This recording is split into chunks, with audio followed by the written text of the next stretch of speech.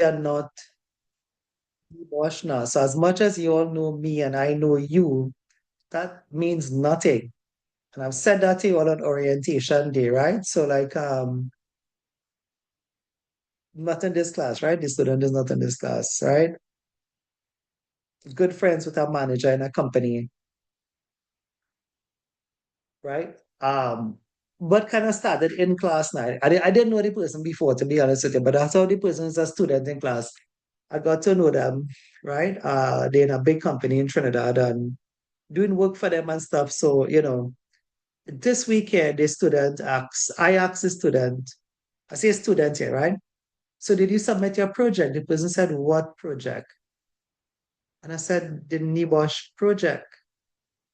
To which the person said, I missed that class. And then I said, well, it wasn't one class. The project was about like 4 or 5 classes, right? So they had to do it as everybody is, right? I told them you have until Friday, which was yesterday, to get it done. So depends. It don't matter if I know your name and somebody know me or whatever. That's not important, right? Nibosh is Nibosh at the end of the day. So not because I know this person as a manager, that means that it's the same thing, right? It have to be done the same way. And like what I gather is that the person didn't even look at the guide. It's like my thing was like even the one they had submitted like a draft, right? But like even that one, they didn't look at the guide. So like why would you even do a project without looking at the guide? What about the sample? What about the videos? What about the class, right? So if those of So, us who still have that, to do my finish so the point, those of yeah, sure. yeah, So, no, yeah, just a quick question I hear in sure, here. go So, ahead. what, Yeah. did the person did even realize it had a project to be done in the first place? That's what I figure. So I'm talking to more, no, but what I'm saying, Shiva, some people think because, okay, because you know Shadrach now. So, but remember, this is not that kind of place. That could probably work in a local university or something, right? Remember, Nibosh is the first thing for orientation that I told you all. I looked at you all and I said, I am not Nibosh. Don't ever say Shadrach is Nibosh, right? Because if that's the case, then you're saying it's Cipriani. It's like what you're getting is a local cert, but it's not. This is a real Nibosh. Every time you hear me talk about Nibosh, I say the real Nibosh, not Guyana have a kind of rip-off one. The ILO have a kind of rip-off one. International certificate does a kind of spin-off with the ILO. It's Nibosh, but it's as the cover the ILO standards, which nobody does follow. Trinidad doesn't follow it. I've made that point clear to Nibosh. I've sat in front of Nibosh reps and quality person and told them Trinidad and Tobago and Guyana does not follow the ILO standards, right? The spin-off qualification from the ILO is not relevant to this region. They acknowledge that, right? They say it probably relevant to other parts of the world, but Trinidad and Guyana, we were under the British. For God's sake, right? We're still part of the Commonwealth, the British Commonwealth. Trinidadians could go and join the British Army. Guyanese could go and join the British Army. We still under the Commonwealth, if you understand what that means. I don't think Hmm. people understand what it means, right? So, we don't offer the fake thing. We like not even the so even if it was, I don't even offer the ILO version of Nibosh, the real Nibosh, right? So how could you not think that? So where was an orientation day? Where was you say you missed the class? I said it wasn't one class in the project we're doing. It was like it had 4 classes in the project, and the lessons after that pertain to risk assessment, which was still the project. That's 5 on my fingers counting alone, right? But it don't matter because he or she will fail because, at the end of the day, if you don't do your work here, you don't pass. So the admonition here say you all, don't be that, like, what's the word I'm looking here for? Like naive then, thinking that because I know your name that you'll pass, right? Don't be that naive because the first thing I tell you is that I am not Nibosh. Otherwise, you wouldn't be here. Hmm. You would have be here getting a local cert and still had to go and do Nibosh. But this is it. This is the real Nibosh. Very simple. Just follow what you have to do. They give you a sample, they give you a guide. So those of us who still have to do it, hear what I'm telling you, all right? Please follow the guide. Follow the sample, right? If you come off that, we're here for that. But you can't be putting hazards that not on the guide. It can't be that everything wrong in it. I saw somebody put like OSHA laws, OSHA regulations, which this course is not from America, right? So how could you do that when the guide said UK regulation, right? How could you put OSHA regulations in it, right?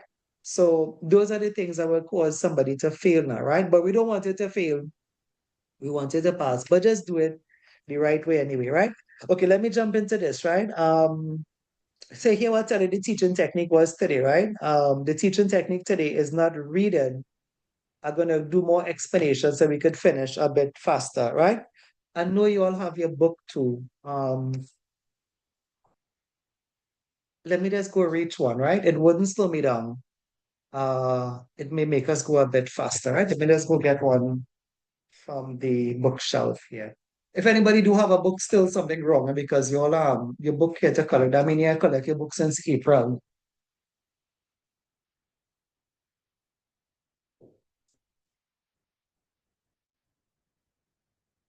Right. Yeah, thinking, right? I thinking how to finish it fast now. So there's a use the book and the explanation. Because it's not hard. So where we are on here, this is 3.8. If you want to watch 3.8, same thing in your book, emergency procedures. I'll pull it up on the screen so that you'll see 3.8 emergency procedures. Watch. I'll go wrong. 3.8 emergency procedures and first aid. So that's what we have to finish. Same thing there. Watch it. Emergency procedures and first aid. But you could have your book a little bit today, right? I want to show you something in one of them, right? With respect to our passive, all right? So remember what I'm doing, I'm not reading now. So I just explain. So this is the law for emergency procedures in the UK. It's known as the Management of Health and Safety Book Regulation 1999. So what it says, if you look there, it says the employer must have emergency procedures, like you must come up, you must have emergency procedures. You must inform the employees of the emergencies that is in your company. And if anybody has a role to play, like in an emergency drill, or even the drill and workers, you must ensure that they receive appropriate health and safety training, right? Let's go again. So you must also have the necessary contacts with external services like the ambulance, the fire services, ODPM, Ministry of Labor, that kind of thing. And you would need those contacts with people, companies, government entities on the outside, because not everything can be dealt with by your company. Remember, if there is the Caribbean, right? I mean, Guyana doesn't have too much of storms, but they have flooding, right? But if there's, a storm, there's a sort of nationwide kind of management, which we have all gone through, right? Not too much in Trinidad, but coming in Tobago where they have the people, the population then, not everybody, but those who may seek shelter then, right? Not everything can be dealt with in-house. During some sort of natural disaster, you'll have the fire services, the army coming into play. So not everything then, emergency services, you can think about this, like if a company is which we have oil and gas for in both countries anyway, but oil in Guyana, more oil and gas in Trinidad. So for an emergency plan, they must have contact with the fire services, then the local hospital, because not everything, you cannot handle everything in your company, right? There are some companies in Trinidad that have their own ambulance services, but still they're not equipped as a hospital then. Thank God, as you all know, there have been a couple of hospitals opening more and more around the country in Trinidad. There's of course San Fernando, there is now Cuba, right? St. Augustine, Port of Spain, Point Fortin. At least I may not know of all about them. I know Siparia have, sort of a place you can go get, assistance now as well. Not a full-fledged hospital, but Point Fortin has a huge one now.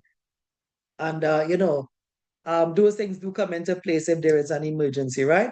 So I just want to run through some of this. I'm tell her not reading it. If an emergency is foreseeable, you should be able to do something about it. So if you watch your book, what are some particular emergencies you would need to be aware of? Give me a minute here, right? You can watch your book a bit, page 68. I'll just come to this slide and come back to this, right? So what are some emergencies that you may need to be aware of? Or did I skip it? Or if not with, oh, sorry. Probably just did it.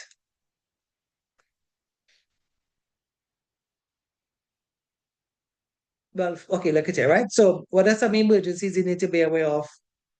From the book Fire, Bomb Threat, I have gas explosion there, severe weather, terrorist threat, multiple causality, accidents. Is anything then that is an emergency? There's no definitive list, I think. Um, the outbreak of, infectious disease, the threat of aliens invading. Yeah, that needs to be on the list now. I don't know if you all realize that, right? Anyway, going back here a bit, just so planning for an emergency, they have different stages of an emergency plan. Uh, Assessment of what is the emergency, how do we prevent it, how do we prepare for it, what is our response, what is our recovery. Remember, they don't really ask these knowledge-based questions, right? Let me just fix this one time, right? So if you do come up with an emergency plan, right? The different parts of the plan have to be tested, right? So who's going to call the fire services? Who's going to take charge? That's called a incident commander. What resources do we need? Do we need a stretcher? Do we need a wheelchair? Do we need, some first aid supplies, right? How the emergency responders will know each other. Normally they have a high visibility vest. Where would they rendezvous? Where would they meet? Most emergency teams meet kind of like the muster point or one of the designated muster points, right? So what to include in an emergency procedure? CHSG 268, the health and safety toolbox. I'll read this one, but remember the questions are not that knowledgeable, right? Consider what might happen and how the alarm will be raised. Don't forget night and shift working, weekends and times when the premises are closed, example, holidays, right? Plan what to do, include how to call the emergency services, help them by clearly marking your premises from the road or saying where to find it, right? Consider drawing up a simple plan showing the location of hazardous items.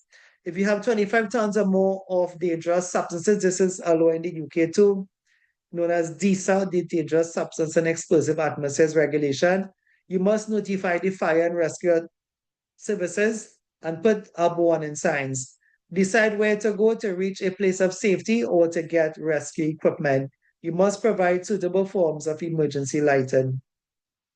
You must make sure that there are enough emergency exits for everyone to escape quickly and keep emergency doors and escape routes unobstructed and clearly marked. Right? Training is the rest of it. Training for everybody. Training for the planners, for the people role to play. Test your plans with a drill, right? That's the rest of that there, right? And when you come up with an emergency plan, you need to cater for people who are differently able. You normally come up with something called a personal emergency evacuation plan or a PEEP. A personal emergency evacuation plan is one that considers the person disability. Like if you're mobilely impaired, they'll consider, well, how do we get Frank to the master point? So okay, he's on crutches, but so perhaps you need to buy a wheelchair, right? This here, by the way, this is an emergency chair. That's in called the vacuum track. That's like a stretcher chair. It's like a chair, but it folds down into a stretcher. If you click on it, I could try to find it on can you get it on Amazon? I'm gonna just try to find it on Google and I'll show you. Um, some years ago, yeah, more than 10 years ago, I recommended that for the hospital. They actually bought it in San Fernando anyway, right? Evacuate truck. If you get some time, you can look at a little video on it. They'll actually have a video on it here, right? An evacuate truck chair. It's a chair, but it could recline. I'll try to bring it up here for you, like a stretcher. I recommended this for the hospital here, right? So you have to consider evacuate truck chair, right? Please consider looking it up as a good example, right, of work equipment that could be tailored to somebody now. 10 years ago, much Trinidadians did not know about this. And it was more than 10 years ago. I'm being decent when I tell you 10 years ago. It was probably 2012 or before, right? But this here how the hospital ended up buying it. The student was in my school. And when he got to work here, he became the safety. I don't even know they had that, right? The guy name was Naresh. I don't know if anybody knew him, but he was the safety manager or something for the San Fernando Hospital. So I showed it to the class and then, afterwards he said, that's a really good idea. And the hospital bought some. I don't know if it's still wrong or whatever have you, but that was some good years ago, right? So that's an example of being personal now. Like you create the plan. That's called a PEEP, a personal emergency evacuation plan. If somebody has a disability like mobility issues, now the beauty about the vacuum track chair compared to a stretch, well, a wheelchair is that this could actually recline like a stretcher. So the person you could double it up for another use and it's actually a stretcher, but it's also a chair, evacuate track chair. Check it out, please. There are videos all over YouTube selling it, right? I don't know the price of it, I'm just telling you. They have many good features. They talk about ergonomic design, the handle.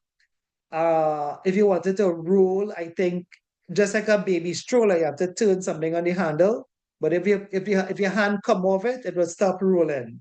So the feature that now, like if it's an earthquake or something, God forbid, or you're not inclined and the worker hand comes off it, the person in the chair wouldn't keep on rolling with them then.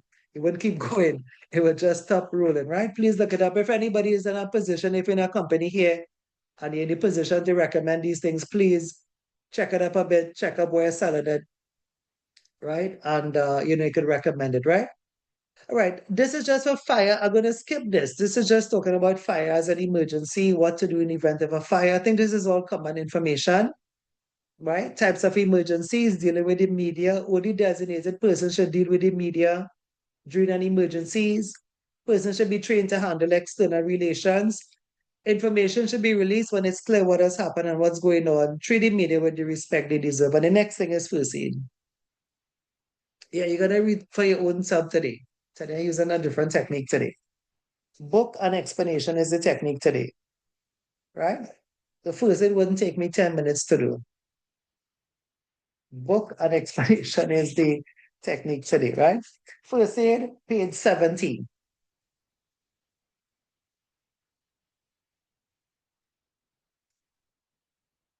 Um, so much to say, right? You know how you all comment on and it will take 1 minute now. I'm gonna time myself, right? It's 2:55. Won't take up too much of your time.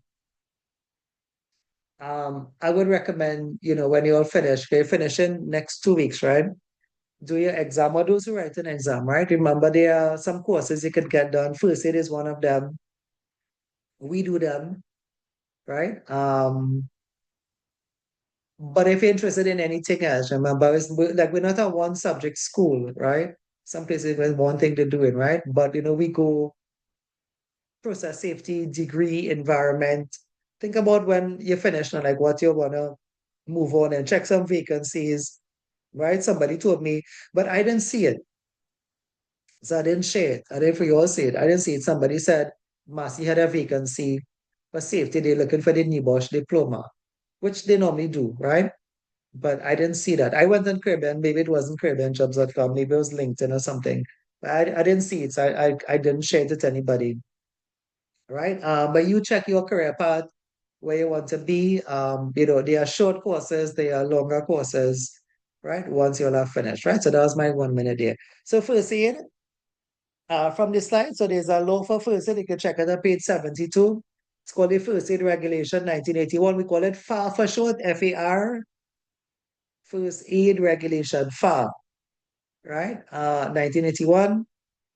What does it recommend? It recommends that the employer have first aid equipment, that you have first aiders, and that you give that information to your employees.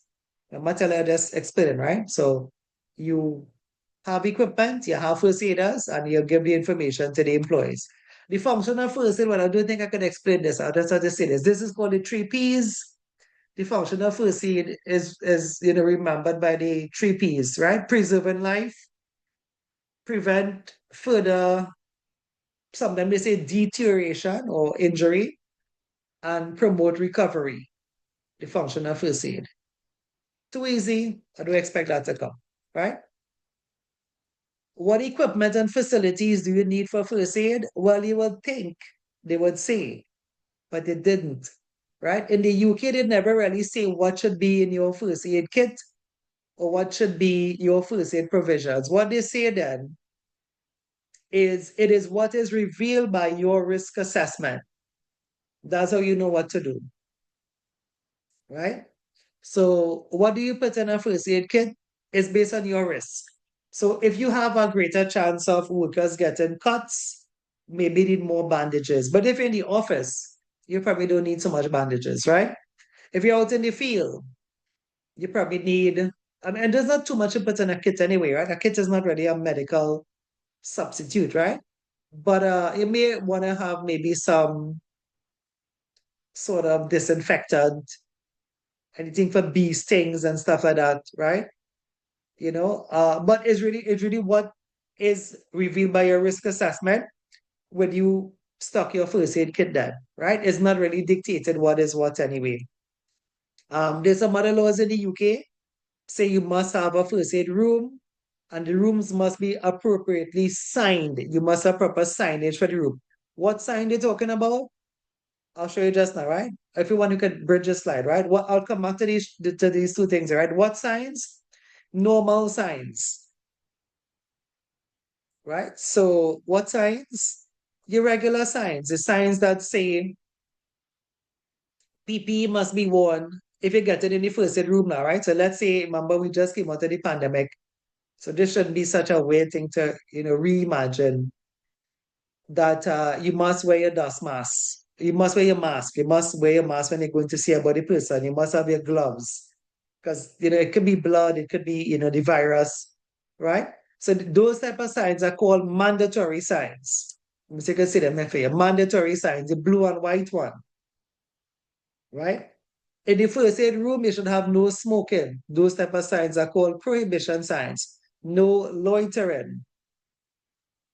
As you get to the first aid room, it should have, caution, please use handrail, watch your step. Those types of signs are called warning signs. And at the top of your door, you'll see the green and white signs. Those are called emergency signs, right? Long ago, they used to, long ago, right? I tell you, right? Long ago,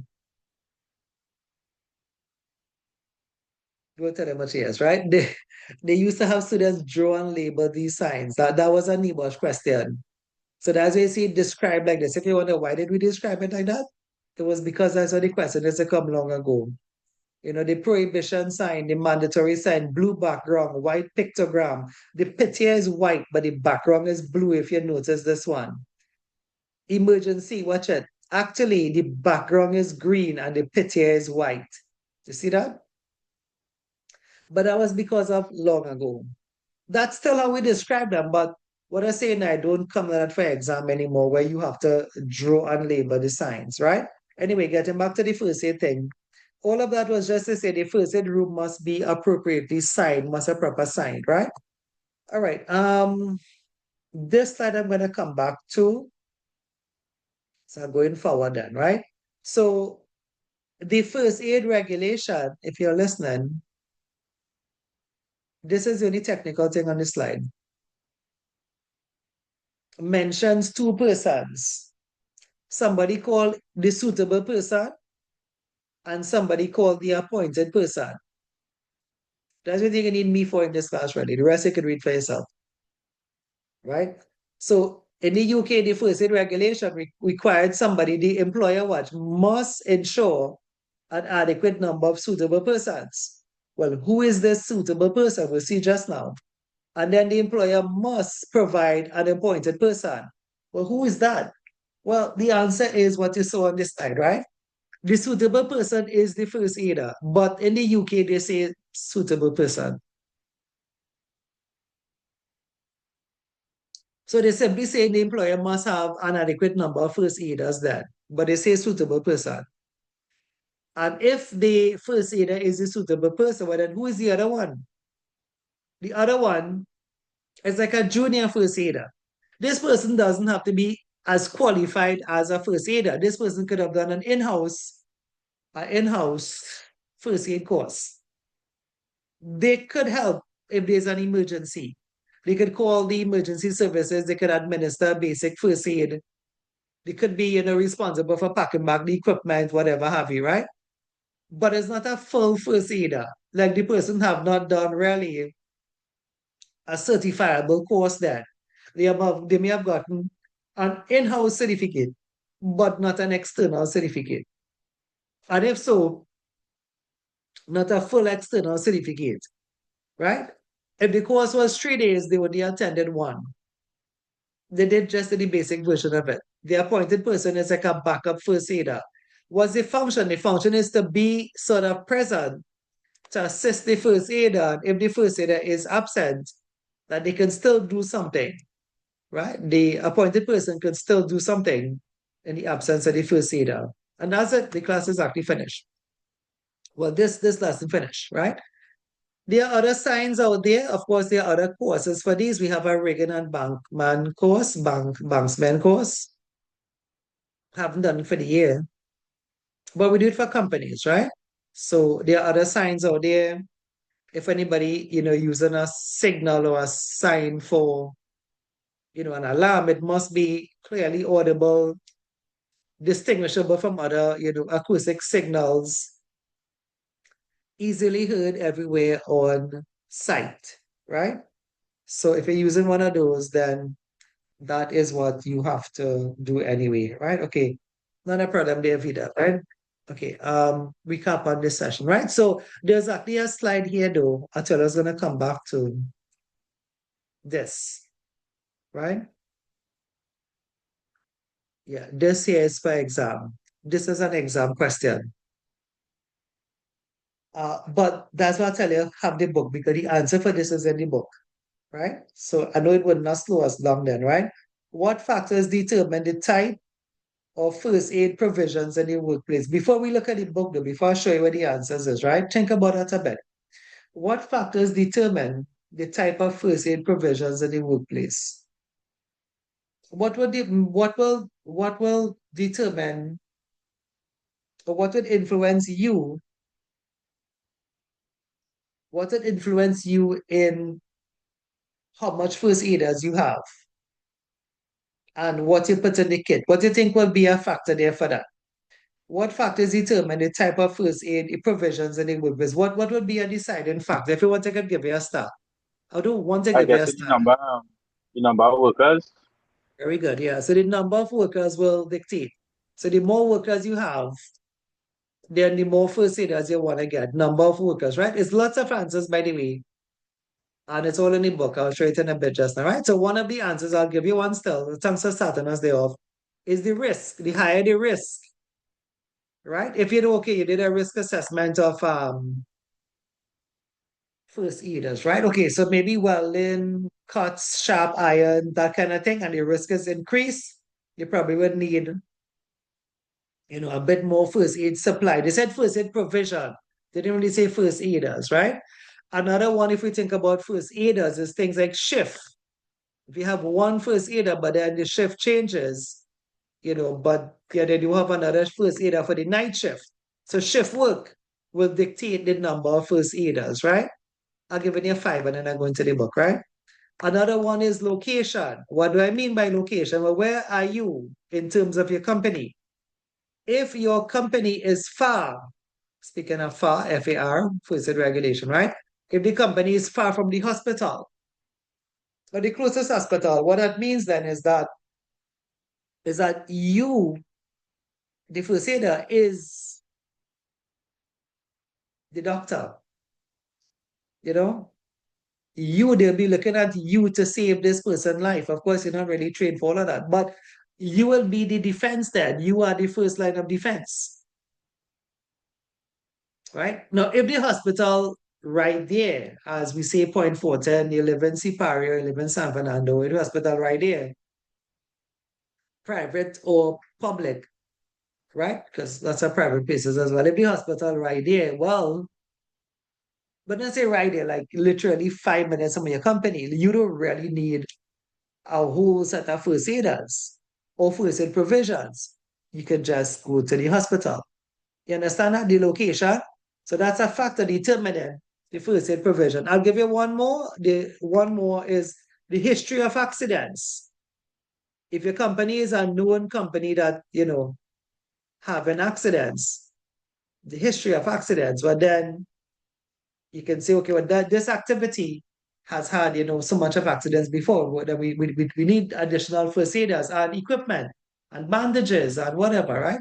But if your company have done that work and we have never had an accident, just probably have one person, right? So let's see it in the book. You want to highlight it? Those of us who have the book, page 73. This is a kind of popular question. What factors determine? When I say popular, when first aid come, this is what they bring. If they bring this, they bring. We have not really seen any more first aid questions.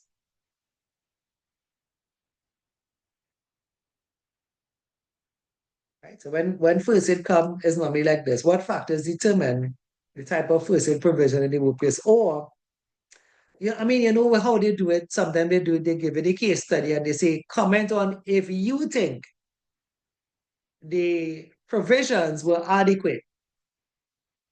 And that is easy though, because you can start in any one of these answers in the book, any one of my answers, right? Someone in the case study must have said this is a company XYZ located in a busy town area. So you could use that to your advantage. You can say that is the location. You can say the number of first aiders was kept to one because the company ABC Limited is located in the city center then. Most likely going to have a hospital around there, right? And then you can say, in my opinion, you thought it was adequate. But we can go either for and against. You don't always have to agree or disagree. It's how the information rule, you can put it on the case study, right? Shift, if you say, okay, they said there was one first aider, but there was a night shift, and then you say, in my opinion, a factor that dictates the number of first aiders is shift work. And then you say from the case study, there was one first aider for the day shift, but not for the night. Therefore, I think the number of first aiders is insufficient or not effective, to the case study.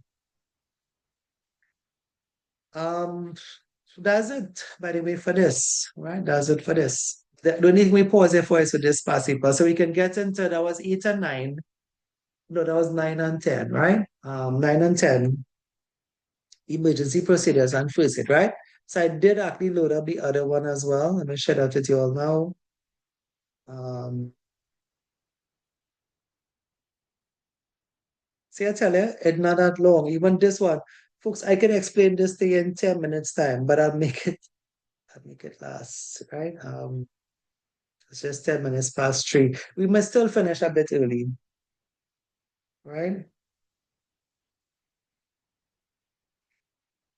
If you look at session 13, it's even shorter than 12.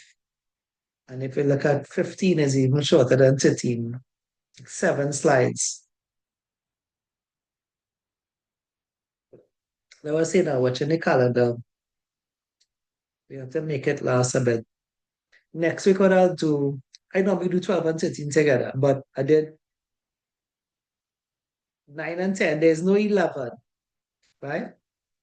Back again in the day, 11 was meant for mock exam. Now we do the mock exam at the end, right? But we used to pause and do the mock exam on 11. So there's no session 11. If you find a PowerPoint with session 11, it mark on in mock exam. So that finishes just on 12. Next week, 13. 13 is 13 and 14 next week. 13 is about 10 slides, right? 13 and 14 next week. 15, that means we'll finish on Saturday, the 30th of August, and I'll take one more to probably do a mock exam with you or something. I'll give it a native of that. Nibosh wants it. We could do it before too if you want to, because we'll finish off on the mock exam is not alive. I normally send you a paper and I give you about 3 questions to do um, before your exam. If you are not writing September, well, then you can just do it for fun. But the mock exam too doesn't really carry any marks, but it is a NEBOSH requirement that you undertake a mock exam, right? So it comes in handy if somebody was suspected of plagiarism or something, and they want to see how you write then, what is the style of writing, right? So it comes in handy for that. Plus, it is a NEBOSH requirement. It isn't just a joke, right? It's like they when they audit me, they ask to see a mock exam, right? The first question, do we have mock exams? Yes, we have lots, right? We have lots of mock exam at the school here anyway, right? But don't be fooled with it. I had a student that I was fooled. The student said, but I did well on my mock exam. How did I fail the final? I said, that's a good question, right? That's a really good question. And of course, the mock exam is not the exam. That's the main reason, right? Plus, the mock exam is like 3 questions. The real exam is 7, 8, or 9 questions, right? All right, let's get to this one. You want to line this one up in your book? So this one, if you had your book, right, and you turn out a first aid, when you turn out a first aid 3.8 there, the page that we were on, you would have realized chapter 3 was finished. Turn it for yourself and see. So this way you're looking at here now is actually chapter 4, right? Monitoring, review, and audit, health and safety monitoring and measurement, right? This is actually chapter 4. If you turn to page, the pages just come start over. This is page 3 of chapter 4. You see the same heading, active and reactive monitoring. I'm going to do the same technique. I'm not going to read and put it to sleep. I'm going to explain it to you. And to be honest with you, there's only one powerful slide here. Everything else is supplementing that slide. When I reach the slide, I'll tell you, right? So active and reactive monitoring, remember I'm going to explain, right? So you feel free to make whatever notes you want to make, right? I'll do the explanation, right? So here the thing. So everybody does this. Everybody measures performance. Whether you measure by money, certificates, promotion, everybody does measure the performance. Think about playing a game or watching a game. That football team, that cricket team is measuring their performance. If they lost, how much losses they have, or if they win, how much wins they have.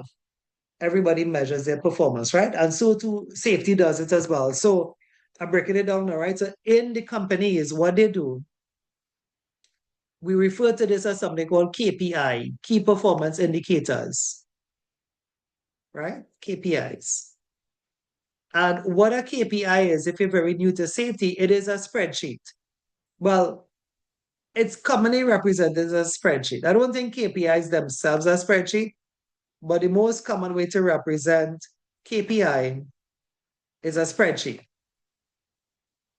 So when you hear somebody say in a company, update the KPI records, bring your KPI for me, they're talking about the spreadsheet. Yeah? Okay, let's go into it. So what they do on the spreadsheet, the positive things, they put it at the top of the spreadsheet. That is said to be active, or as some people know it, to be proactive, right? The proactive things go to the top of the sheet and active. We say active, but we tend to think of it as proactive, right? And then the bad things, the negative things, is said to be reactive, right? Reactive. Now, in the region here, we use some different words to what you're seeing here. In the region, we say leading instead of active. So if you're in a company, you hear them talk about the leading indicators. The leading indicators, Leading, leading. right? And the negative things, instead of saying reactive in the companies, they say lagging. Anybody ever heard about those terms before? Leading and lagging indicators? Well, actually, right, so the word lagging, right? Leading and lagging indicators, right? But ing, right? L-A-G-I-N-G, they and giving me trouble to make, right? So leading and lagging indicators, right? So what is that? This is the heading and the sheet, right? A spreadsheet, active things go to the top, reactive things go to the bottom. So what are they, right?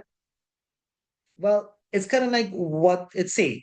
Anything positive that you want to record goes in the leading part of the table. Now it have some positive ones. If you want, you can turn the book ahead of me and see them. It have five. You want to turn the page and see?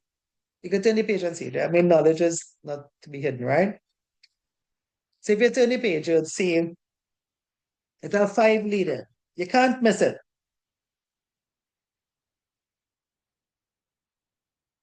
right? Page five, inspections. Inspections. If you turn the page, there's two things on inspections there, right? Sampling, tours, but that's not five.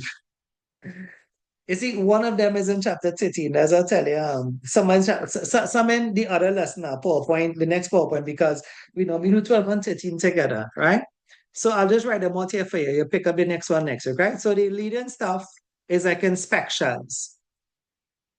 And I'll talk about them just now, right? So inspections, so just put INSPEC. Inspections are leading. If you look at it, they say samples are leading. Samples is something active. I'll explain to you why just now. Right? I must finish writing on the word sample. I just put sample, but it's sampling, right? Tours. This is like a walkabout. A manager tour is seen to be positive, right? Training is always going to be positive. Training is always positive. Training. And the last one I told you that is in the other lesson. Auditing. Auditing is always seen to be positive.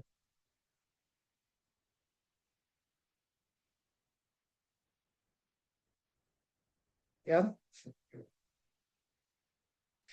By the way, I still try to explain to you what the sheet have in it, but it will have things like that now, like the positive things that go to the top. If you want, let's put some negative things down here one time. Negative things is like accidents, injuries, property damage, right?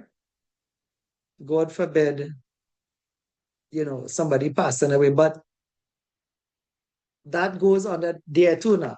So these are your heading, leading and lagging.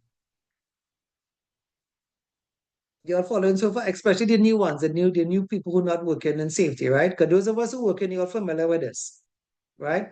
So teaching from a basic point, it is a spreadsheet. So far, we just following out the one column on the spreadsheet, right? So the next thing here then is, well, what do I mean by updating the KPIs? You hear companies talk about it all that all the time. Update your KPIs, bring your KPIs up to date, right? What do you mean by that? Because we've done it already, right? So, so what do you mean by that, right? Anybody could to just explain it to the class. Anybody know about it? Like what's the next thing from this? What do you mean by updating it? What we supposed to do with it then? Just watch it? What do you mean by updating? Anybody can make a guess? Updating the KPI you're talking about, sir, right? Yeah, yeah, yeah, Maybe I guess I'll make a stab at it. I guess the purpose of updating it is the company or the business could see the trendings to see how they are performing in safety. If you've seen any improvements, any inconsistencies, yeah. consistencies, right? That's my Yeah, that's take on correct. it. That's actually correct, right? Anybody work with this before? Because there's something I'm leaving out for the head, and I was hoping that they all fill it out for me now. But what Shiva said there is, yeah, when I fill that out, then you see what he said would make Shiva. But when I fill it out with the heading that's missing, then you'll understand, okay, yeah, that's how you could really see the trends, right? So what's missing from the headings? If it's a spreadsheet, it can be one column, right? So none of you all came across it before anyway. All right, okay, so what's missing from it, right? Guess what? What's missing from it is the months of the year. That's what you mean by updated. Let's take it from July. Yeah, July. I'm just going to take 3 months. I'm not going to go quite long. So July, August, September, right? So what they're trying to tell you when the managers and them say they want to see the KPI record, when the auditors say they want to see the KPI record. Now, this would have started in January, right? I just take 3 months here now, right? So what they want to see how much inspections they did for July. And the company will have a target. Every company sets their own target. Massey does set some high targets. We sketch, what we say now to already meet those targets. But you don't want to set a high target. If you're a company of 10 people, you can set a target of 4 inspections for the month. You understand that? That means you do one inspection every day. But you set a target. So here we'll have a target figure for what you want to measure. So for July, for sorry, four is such a small figure. Nobody's really put 4 inspections for the month, but I was talking about four now. So subconsciously, my mind right four there. I don't believe in 4 inspections. What are you doing that you cannot get more inspections done than that, right? The month of 30 days, I do believe you could do 30 inspections a month, roughly, because I mean, February, I think is different, right? So let's just put, you could probably get about 25 inspections done for the month. Stop being lazy, right? I'm not talking to you, I'm just talking to general now, right? So what you do, you have to measure how much inspections. Now, the thing is, you don't have to get this done. And if you understand that, you, the safety is not you. You are not Superman, Batman, and Flash in one then, right? When they say they want to get 25 inspections done, it means everybody, the supervisor for the machine shop have to do it, the supervisor for the office upstairs have to do one, the man down in the tool store have to do one, and you just have to collate them. So when they say update the KPI, if you had some to do, fine, right? So you say you got 5 done, but you're going to check how much you get done then. So let's say for January, you get 25 done, right? For August, we are finished. I just we finished, right? So let's say for August, now you got 20 done. Let's just assume the months are finished, right? And for September, you got 15 done. See if you understand what Shibana is trying to say now. Now you can get a trend. What this one, right? Training. How much? So Marcia tell you, and some companies have huge training hour targets, right? How they set a training hour target? They say for every employee you have, you must have 1 hour training for the month. I'll say that again. I know it runs over your head. For every employee you have in a company, the employee must be given 1 hour of training for the month. So imagine this. What if you have 300 employees? It means you have to meet 300 hours of training for the month. That's what I had to do. It was always an impossible target. Massey was 200 and something workers, right? And they make sure all 200, at least they get 1 hour of training for the month, right? I wouldn't put such a high target, right? Let me put 25 training hours, right? So let's say for July, you got the 25 done. For August, you got 10 done. For September, they got 9 done. Now, what this is here, you heard him said trend analysis, right? Audits, 0 done in July, 0 done in August, 0 done in September. That's what the managers, you understand what I'm getting at, folks? That is why the managers asking you for the KPI, right? And may I follow out some of them, right? Accidents, what just said? 3 in July, 6 in August, 7 in September. That's why they asking you for it. This KPI sheet, if you all, well, you all, those of us who are not working here, right? when you get in safety, just be careful that this sheet, this sheet could get people fired. Shivan laughing, yeah. This sheet could get you fired, I'm telling you. And so you're quite correct because I've seen just add some Yeah, little flavor to it. This sheet could also hold HSC people accountable. yeah, that's what it does do. And Massive, if they are not accountable, well, they will have different conversations yeah, with their bosses. yeah, yeah. Folks, some companies just take their sheet a little too personally, right? I'm telling you, they just take it a little too personally, right? Again, there's a perception now, like if something happened, okay, so Shadrach, what we doing about this? But I wasn't there at my office, right? I'm just making this up, right? So this sheet on a quarterly basis is fed to management. It goes to a management meeting. In Massey and in Atlantic and in those bigger companies, you are presented before your managers, right? So like if you're trending accident rates, you have to plot the accident rates and show the company on a graph. Well, of course, I mean, spreadsheets do this automatically. I just put in it here, right? Number of accidents, they see three, they see six, they see seven. Heads would start to roll that because they're seeing a consistent increase in it, right? So this is a cause of concern. If you are the manager, safety manager, they call it in one time. What we doing about this? Right? We see now a trend here, right? Massey was dread. They wasn't dread with me, but I saw them be dreaded other people and I felt sorry for them, right? Massey used to have what they call, well, we have meetings in Galiota, right? Those of us in Trinidad here anyway. A far part of Trinidad, like 2 hours drive anyway. If you live in San Fernando side.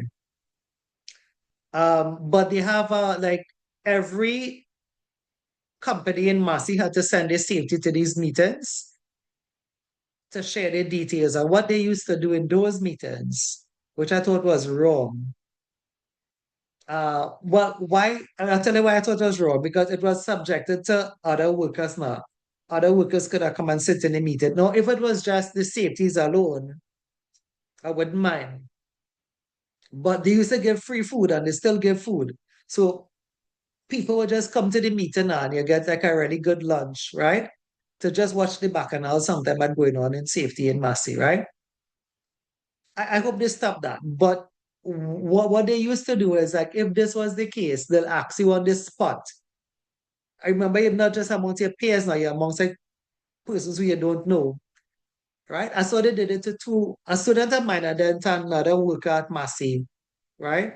And I didn't feel it was a good approach. And maybe the way it was said to, that guy who said it is actually the head of Massey Safety Division right now in Trinidad, right? It was the way he did it, right? He would just, it was the most ridiculous thing, right? Like somebody present KPIs, he will ask everybody there what they think about that. That was the most ridiculous way to go about doing it, right? And the girl, she's still there. I won't call her name. I mean, she kind of woke up the rank now, but that was a hard baptism there. Like, if you're new safety, and remember, you're not responsible for the stats and all, if you understand that. It's not you to do the 20 inspection or 250 inspection, right? It's not you. You are not the trainer. It's something had to happen when the training numbers drop, right? But I think the mentality was, and as I tell you, the mentality, as how Shivan said, the whole is safety responsible for the sheet, right? In one time, I'll end this now and I'll get back to the exam. But I had to go this way because remember, none of this coming for you. The way this comes not coming for your exam. But this is a powerful sheet. This is like the class we had on risk assessments. You're not actually going to get the steps to do a risk assessment for your exam, but you have to know the steps. KPI sheet is a powerful sheet, right? I tell you, other than this is only one powerful slide, which is why I stop here because when I finish that slide, then the class is finished, right? Um, yeah, so what's the story I'm going to share? I forget the story I was going to share. I had so much running in my head.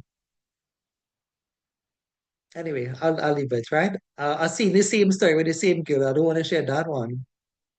So if I think about it, if I remember what I was going to say, I would come back to it. Other than that, I already shared on that student already, right? Yeah, okay. So let's kind of, so I hope you understand it. I hope you take it to heart because it is something that safeties would be responsible for. And I hope you understand that when we say update the KPI sheet, trends, analysis, that kind of thing. That thing is not really covered in the NEBOSH course for now, but I had to go this way because it's more reality than anything else, right? One of the Am I taking questions, it off, they right? just like, so one of the questions is just like to ask people who are accountable for this sheet. Two questions I like to No, hold them accountable for is, you know, what, what you're going to do different and give me a time frame and a deadline. yeah, that's what they ask any That is companies, two yes. important. Yeah, Yeah, that is two but I questions I like suppose to it's the ask. way you do it. It's like you Yeah. don't come in front of the whole crowd and say, the guy who is the head of Massey now came in front of the crowd and the girl presented. I said, what y'all think about that? I had the girl stand up right there. Well, what do you But think she in about the another accident position. right there? That's not the way to do it. Yeah, of course. If anybody in Massey hear your message, my upper class, I'll tell you your name, but you all know your name as the head of Massey Safety today, right? He look anyway.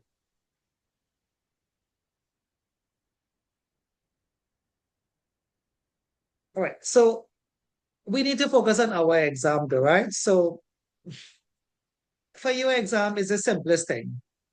If you want, I could just go to it, right? So if you see a wide measure performance, so you can figure out the trends, right?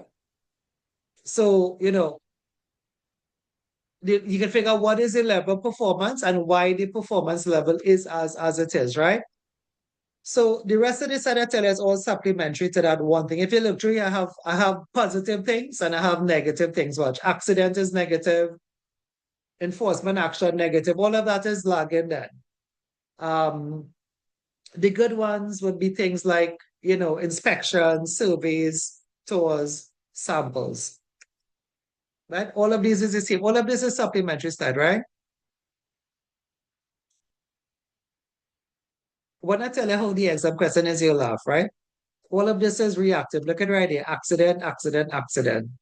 That's why we didn't need to read everything. All of this is reactive. Watch. Ill health, injury, property. Once it bad, once it negative, it reactive. Right? So why measure performance? You can get to get the trends, the causes. We mentioned those things already. All of these are reactive. Fatalities, major injury, minor injury, near miss. Now, this is called the 1 to 10 to 600 ratio triangle, accident ratio triangle. These are constant figures. If you wonder where the figures came from, it is worked on by a psychologist. What they were trying to say, because it's two triangles, right? What they were trying to say is that, in short, don't wait until you have a fatality to investigate. If you investigate at the near miss stages, you may have more of those. But if you investigate and you find the cause, this will help you to prevent a minor injury, prevent a major injury, and prevent a fatality. Same thing on this slide. If you investigate the non-injury accidents, you could prevent a minor injury accident and a more serious accident, right? Keep following a bit. These are two formulas. I've never seen a question on it. However, it's in your book. Yeah, it's in your book. You're not going to find it now for you. It'd be a bit difficult. Page 9.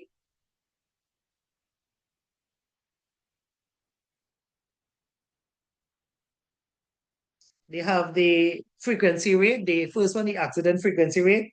Number of lost time accidents divided by the number of hours worked multiplied by 100,000. Now, these do come for the degree.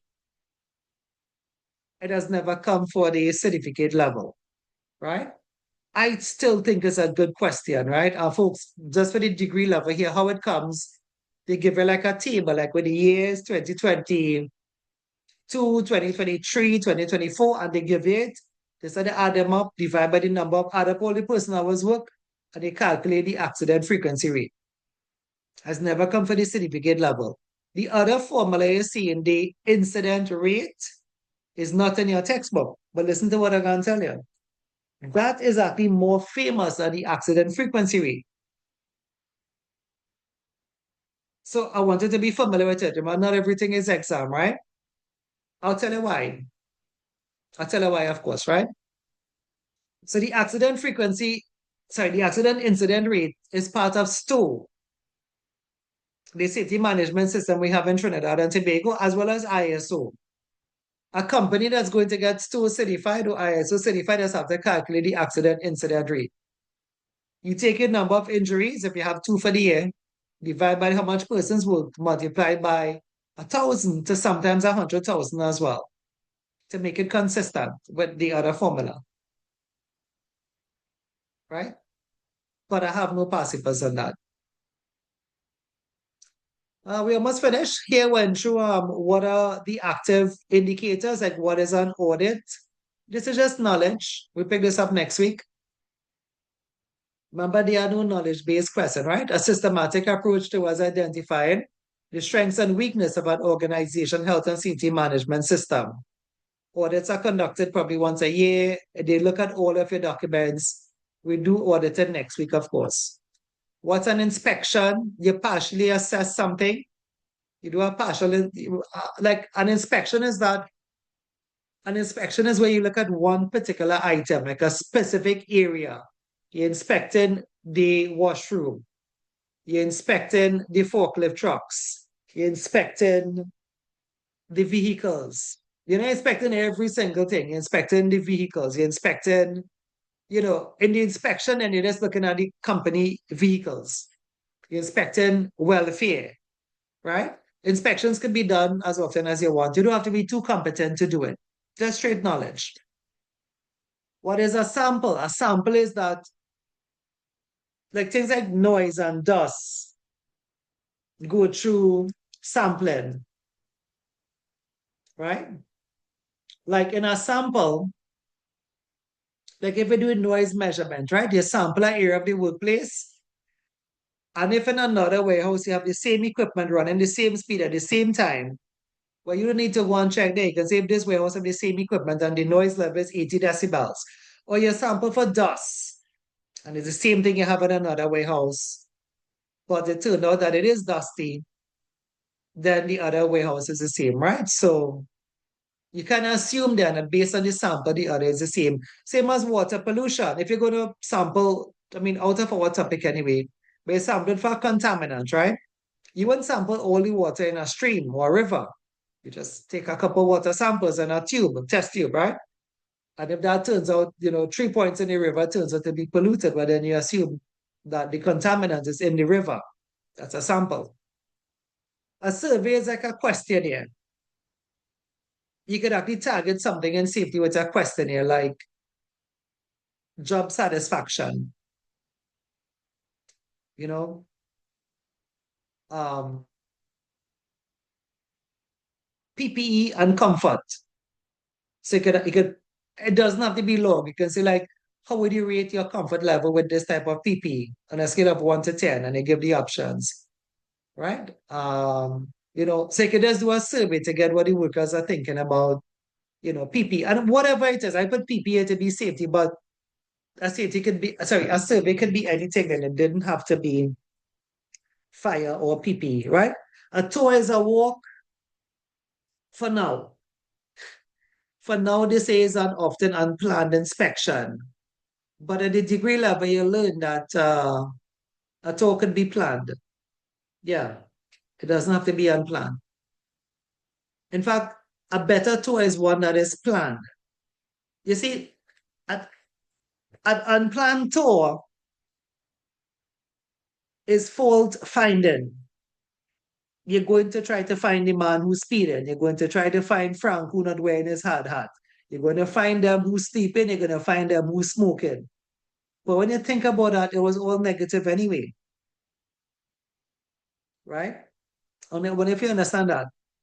A tour doesn't have to be negative.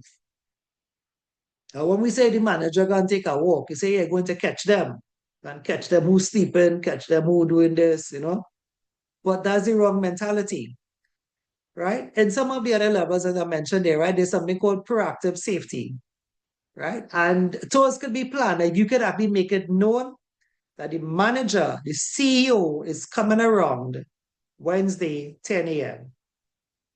If you never had a chance to see him or raise your voice in a meeting, he's coming around 10 a.m. on Wednesday, right? You understand that, folks? So its plan is more positive than, right? So a worker may say, look, this is what we are faced with here.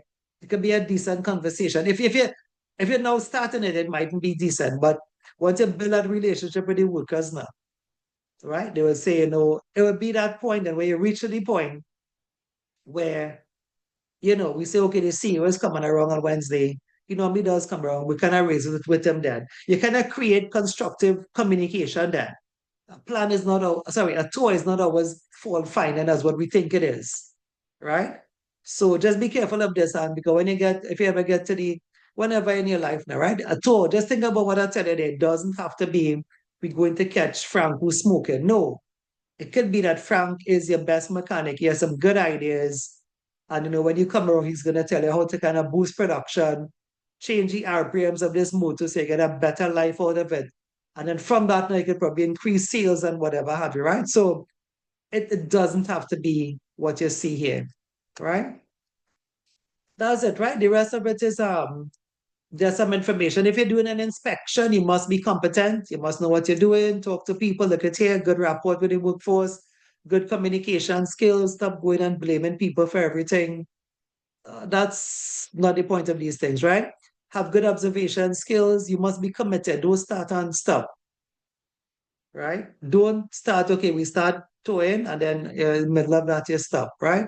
Commit yourself to what you want to do. And most inspections use a checklist, right? A checklist is like just a tick. So if you're looking at the washrooms or the welfare facilities and you're doing an inspection, you say condition of lighting, good, hand sanitizer, check, soap dispenser, check, any water leaks, no, that kind of thing, right? So inspections use checklists. You could use a yes or no system. You could use a scoring system on a scale of 1 to 10, how clean is the place? You give it 6 or 8 or whatever, right? So that's just the ending slides here anyway, right? This coming out of an inspection, you normally write a report. And you could follow a good report format. I have one here, right? The title page, summary, contents, introduction, main body, conclusion, recommendation, appendices, references. This is not really exam anyway, it's just good information. So after all of that, I left the slide for last, as I told you, the one for exam. The one, because none of this really coming for you. Audits may be a separate question, huh? We have had audit questions. But in terms of KPI then, right? Like what was coming for you, I didn't really stop and share it. Because I felt if I shared, the rest of the slides would not have even been important, right? So let me tell you what it is, right? And so tell me when you're ready. I could fit it in this space here, minus the writing they have here already, right? So listen to your exam question after all of that. The most common question is, what are your leading indicators? What is the active and what is the reactive from the case study? And there's a trick to this, which is why I didn't stop and tell it. Because it would have made the slide and the theory, same thing in the book, kind of redundant, right? So they may say leading, they may say lagging, they may say active, they may say reactive, right? So here the catch though, I'll tell you there's a bit of a catch with it, right? So you all know the catch, which is the active for 10 or 12 or 13 or 15. But as I said, the book didn't have 15 active. I give you 5, which was more than the book. Go back and check and see. The book have inspection, samples, I think, and tour. I think. Inspection is there twice. Sample tours. I put in trading and I put in audit. Not that I put it in, those are accepted things anyway, right? So the question is, how do you get, if you get a question, they say, they say comment on, um, I guess the leading indicators, right? If they were effective, right? You see 13 marks. Where you getting 13 from? You see another one. Well, if they say performance measurement, you can choose some active and reactive. By the way, this is not too much of a popular question either, right? Um, I can prove that to you by opening passive buzz, and you're not going to see these things anyway in it, right? But I mean, it has come before. But the point is, let me go back to the point. The point is, how do you get 13? How do you get 10? How do you get 12? How do you get 20? The answer is the first thing I wrote on this slide when I put the KPI sheet down. And I know you wrote it, but you probably thought I was just writing it, right? I said active indicators can be described as what type of indicators? Look back at your notes at your sheet that I draw. There's a symbol I draw for active. Other than the word leading, what was the symbol I draw? What was the sign I draw for active? Check your KPI sheet. Positive. Right, positive, and that's it. That's all you have to do. If you get that, you get everything. That's I tell you, the answer was in the first slide. Your passive answer was in the first slide. So all you have to do now, you catch it, you have to read the case study and see what was positive. Because it wouldn't be the three in the textbook. In other words, then there's no shortage of answer for it. Let me give you an idea, right? Like you can say an active indicator was the company had good communication because it's positive. You just had to find that line in the case study. But you find it in the case study where it said the CEO spoke to the worker directly. So the first thing was the answer. As I tell you, I could have finished it in 5 minutes, but I went over the last and we still have time.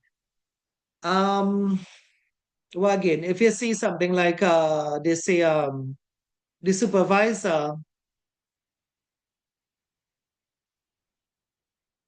adopted the rule of the first aider. Now that's not even a KPI, but you have to put it because it is positive, right?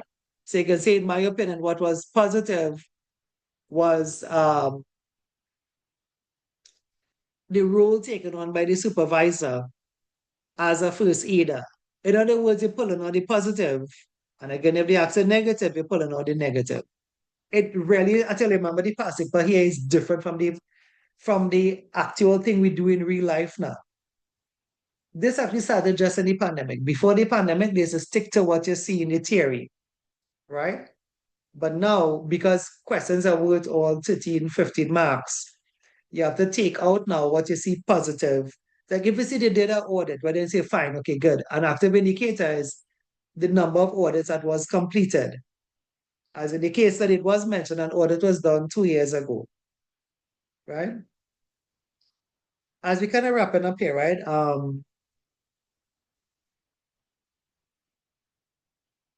If you could, everybody is different. If you could, August is not a good month, money wise. August and December and January. Those who have kids, school is starting back. December, of course, you have the money for December, but we just spend it on gifts, right? And then January is, yeah. But so if you remember, if you could and if you remember to get a printer if you don't have one and buy some ink for it. Because remember, these things must be hard to find, huh? They give you 15. Imagine you see 20, right? You see 20 positive things. Students do like positive questions at all. They prefer the negative overtone ones, right? Try to get a printer, buy some ink and have it for the day of the exam. When your paper is available, print it because you'll need to print it.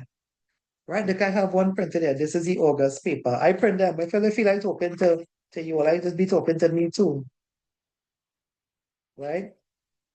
Um, just I'm misplaced it, right? August paper, yeah, August on an exam. Let me see if I get it for you, right? So printed because It has been tough to find those things in it, right? I came this morning and put all my registers on top of it because it was right on top, right? But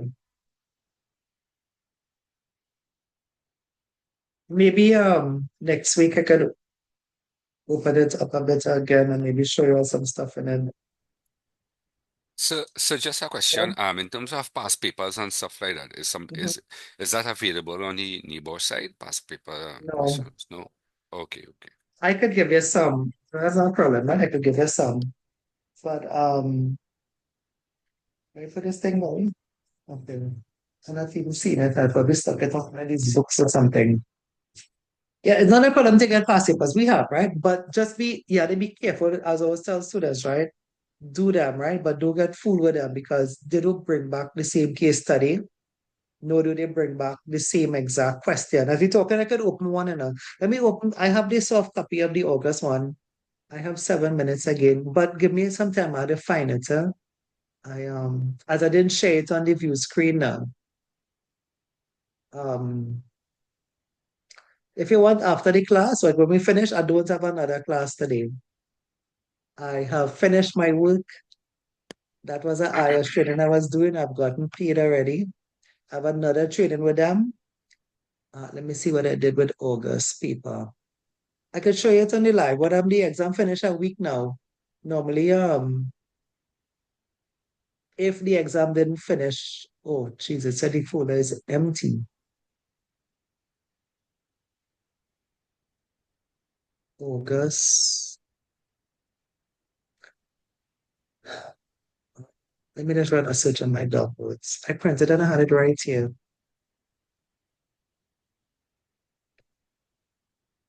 August.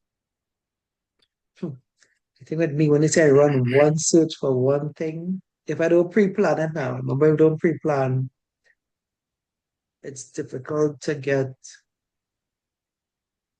Nah, it's not coming up even as a thing. But I downloaded it this week, so that's the way this thing earlier this week.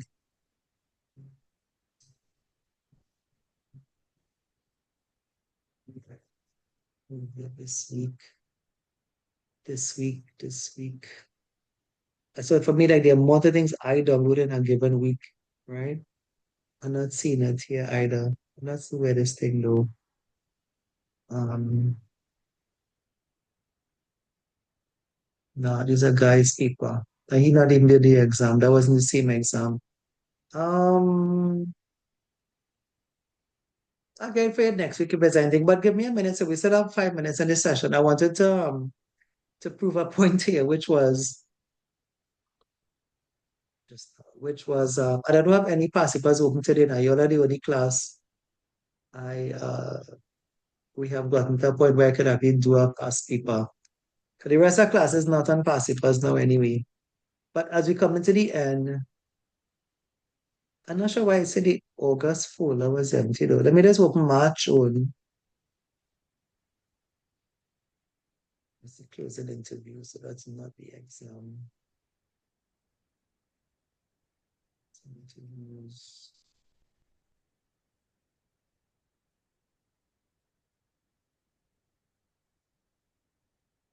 All right, this is March 2025. Hopefully you'll see it in a bit. Yeah, like I said, there's a place for exam pass papers now, but it's not what people think. Like you don't have to do a whole bunch of them. Mama told us like playing a good game of cricket. You could play all the friendly good. So they be careful when you do pass papers. Right, this is March. Just take a look at it. Just look at the questions in it, right? March 2005. I guarantee you're not going to see too much KPI thing in it, right? A lot of these things are what? Just common sense. What are the benefits of using a checklist? So you can just Google that. As like we just said before. There's a nice question by the way. The benefits of a checklist is that it is cheap. That's one answer by itself. It is economical. Same point, economical. It is objective. You just had to tick then. You could Google that, the benefits of a checklist, and just type back into that. Health and safety leadership. But remember that question not coming for you, as I was saying. They don't have that kind of repeat format in that. Comment on the poor health and safety leadership of the MD. That answer is only in the case study. The big topics are going to repeat, but not the same case study. Right? This is legal. Remember, moral, legal, financial is very popular.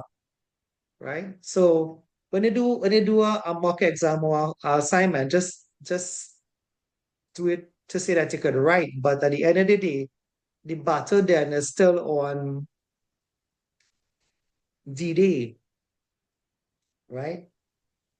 If you understand that, right? Accident investigation, training recommendations, ISO. This was a match of these things with the PDCA cycle, right? Develop a safe system of work, influence our peers. So see what I tell you, I just open one and run. I could open another one if you want. Let me see what I have out there again. And you know,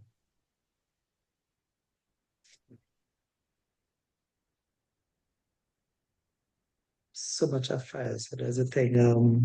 I'll get one more for you. We have 2 minutes again. If not, you get a point then that the fight is really on that day, and really to do a good fight, you just need to know the technique. This one, you just need to know the technique, and then you apply the technique to the past paper, well, the future paper that you would have. This one here, let me share. So there's a room, there's place for past papers, but you know how it's a study long time like that. Okay, like you do past papers and you're sure, but it's not like that anymore. The questions here, this is July 2025 management failures. What management failures could have contributed to the accident? All of that right in the case study. You just had to see what the managers wasn't doing. Employees have breached their duties under Regulation 16 of the Management of Health and Safety Work Regulation. That is seen about young persons and pregnant women, by the way. Right? I just had to see where it is they did that. How effective did the manager respond after the expectant mother informed them of their pregnancy? Not very effective when you read the case study. They appear ignored her. Right? So you understand? This every paper is different. The battle is the battle. Policy review, legal reasons for managing health, more legal financial is always the emergency management. Okay, so this is what we did today, but look at where they bring the question. How effective did member of the workforce immediately manage the accident? The only way you could get at is when you read the case and then see what it is they did. The only thing about we did about remember we did today the first lesson, right? We did things like the steps in an emergency plan, assessment, preparedness. Didn't accent that here. Recovery didn't accent that here. The thing about the evacuate track, chair, safety signs, didn't accent that, right? Benefits of work and employer involvement. This could probably Google and type back in. What would be the benefits of worker and employer involvement in the workplace? That's a good question. That is a good question. I could actually there's a free, like all the benefits. Reduce accidents, increase morale, but if you tie it back to the case study, right? Determining the benefits of inspection, right? The influence of peers, special case application, right? Why should a special case risk assessment for young workers be completed at Due Delight? If you check that PowerPoint, that's PowerPoint 7 or 8. I think it have lots of answers on that. Or you could just download the management regulation that speak about young workers taking into account the inexperience, susceptibility, attitude. But all of that is in the management reg. So that's it, the battle remains on the day. Before the pandemic, like you go into an exam like a zombie then, and you just recall everything you learn, and you pass because it was recall. Now the exam, the battle is not in the week, in the semester, in the day, the class day on a Saturday. That's not the battle. Battle is the exam day. I hope you remember that. You have to save some strength then. Save some strength for the cricket game, for the final cricket game. Save some strength and basketballers for the finals. Do get beat up during I the guess yeah, do get beat up during the tournament. Then when you reach the finals, they can't like you can't do nothing. So just remember that, right? Like the day before the exam, sleep good, eat good, get up early, print your form because you have a battle ahead of you, right? Save some strength for the day of the exam, right? So I'll send you these now. I'm waiting on somebody to come in the office here. So I have the rule. I'm gonna send these to you now. I'll get these two and send it for you now. You look at it on your own time, but you remember what I said, right? because You I know, guess everything boils back down to the case study, not so? yeah, it does. It does, yeah. But just for those who are wrong, like with me now in the age of dinosaurs, right? In Nebosh I'm talking about, you know it really used to have plenty repeat questions long time, enough. You could have past people with just repeating up. It have real people. I could call the companies here and I could call them. Remember a guy did a paper for Nebosh, right? The paper he did was a repeat of like 2011. They a repeat the whole thing. It was value now. So you see, when it was value, we used to do more past papers because the past papers used to come back and I could have predicted. I was good at it. I used to predict about maybe 7 or 8 questions out of 10. I was good at it. It was like a trend now. About 10, 15 years of trends, yeah. You normally will, if you get two word questions, you get two word questions. People pass by this doing repeat, but not again, right? If it goes back to that, we'll go back to that. But that's the idea, right? Let me see what I did with your register. As I tell you, I'm waiting on somebody. So once they don't open, I'll sit down now and send these two for you one time, all right? I prefer you have them than you don't have them.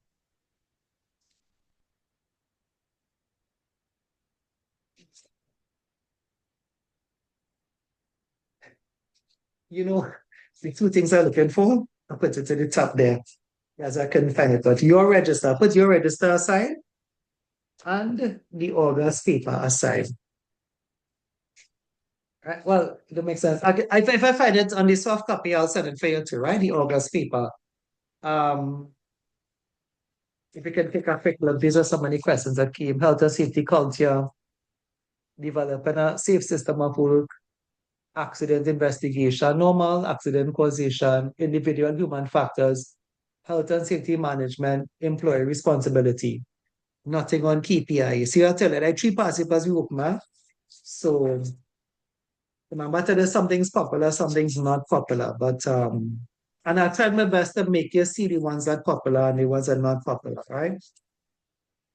All right, let's get your roll. Right.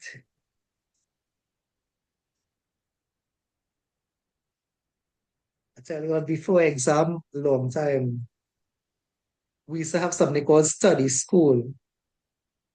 All hours in the night, 8 o'clock in the night, 9 o'clock in the night, study school still going on and on.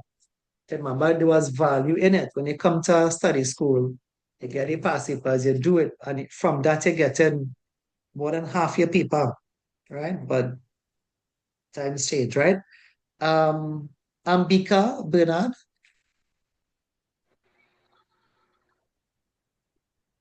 I didn't get a chance to leave. Hey, a lot of people absent today, boy. Um, Devon is here. Yeah, Sadranessa present. Ben. Yeah, okay, good, good. Justin Mirage, Janelle Jack, Ryan Moore. Present. Okay, thanks, Ryan. Videsh Arju Singh. Yeah, he's here. Andre Wells is here. Emily Gopal. I think she's on the online thing, right? Carissa Joseph, Sangita, Sangeeta is here, right? Yes, sir, present. Chelsea, yeah, Chelsea Harilal is here. Brittany Ramdas, yeah, Chelsea, I put you present, right? Brittany Ramdas. I know she's been messaging, but I've been so focused on you also, I didn't even get to watch her messages, right? But she's not here. Wayne is here. Brittany Present. Modest, yeah. Vidal is here. Ishwar told me not going to write it this time. Page, same thing as well here, right? Carol is finished with the exam. Daryl is out. Shivan is here. Shinika Good James. answers. Good Yeah, I answer. know Shinika signed up today. Aliyah signed up in the week. Rishon, Mark Anthony. I didn't see him today. He's been trying to sign up, but that's how it went anyway. Christine Rampasad is here. All right. Folks, if you're wrong to remember what I said, you could get on to me sometime tonight. It mightn't be exact with. I'm not too sure where I'll be that time if I'm on the road a bit still. But if anybody have time around like 8 and 9 and thing, I normally I'm waking 8, 9, 10. I would still, if anybody wanna try a payment still tonight, I could still try to get that done. Um, maybe part of tomorrow too. Tomorrow I have some classes and then Monday, Tuesday, right? Wednesday is the deadline, of course. But I wouldn't be around too much on Wednesday. I have some jobs to do on Wednesday, right? Anybody wanna try now? Anybody have any payment and they wanna try now? If you could message me as well, right? I'll bring the sessions and end anyway, formally, right? All